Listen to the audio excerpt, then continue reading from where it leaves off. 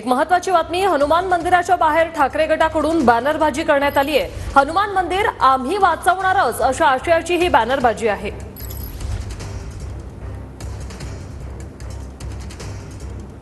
हनुमान मंदिराला नोटीस आली, त्यावरून राजकारण सुरू झालंय, त्यावरून आरोप प्रत्यारोप होत आहेत। बघू शकतो की मी आता मंदिराच्या बाहेर आहेत आणि या ठिकाणी हे जे मंदिर आहे ते पाडण्यासाठी नोटीस आली आणि त्या नोटीसवरनं आता राजकारण रंगायला सुरुवात झाली। त्याच पार्श्वभूमीवरती शिवसेना उबाटा गटाकडनं या ठिकाणी बॅनरबाजी करण्यात आली आहे। दादर पूर्व हनुमान मंदिर आम्ही वाचवणारच अशा आशय या ठिकाणी बॅनरवरती लिहिण्यात आले आहे। त्यासोबतच या बॅनर हे शिवसेना उबाटा गटाकडनं लावण्यात आलेले आहे। बॅनरवरती जी मंदिराला नोटीस आलेली आहे, आतापर्यंत मंदिराला 4 नोटीस आलेल्या आहेत, त्यापैकी एक नोटीस या ठिकाणी लावण्यात आली आहे आणि त्यासोबतच मंदिराचा फोटो सुद्धा या ठिकाणी लावण्यात आलेला आहे। थोड्याच वेळामध्ये आदित्य ठाकरे या मंदिराला भेट देणारे, महाआरती करणारे, त्या अनुषंगाने उबाटा गटाकडनं या ठिकाणी तयारी करण्यात येते। त्यासोबतच मोठ्या प्रमाणात इथं पोलीस बंदोबस्त सुद्धा या ठिकाणी करण्यात आलेला आहे। संपूर्ण परिसरामध्ये असं गर्दीचं वातावरण तयार झालेलं आहे। थोड्याच वेळामध्ये उद्धव ठाकरे गटाचे आदित्य ठाकरे हे या ठिकाणी भेट देणारे, महाआरती करणारे आणि त्या अनुषंगाने या ठिकाणी ही बॅनरबाजी करण्यात आली। आता या बॅनरवरनं आरोप प्रत्यारोप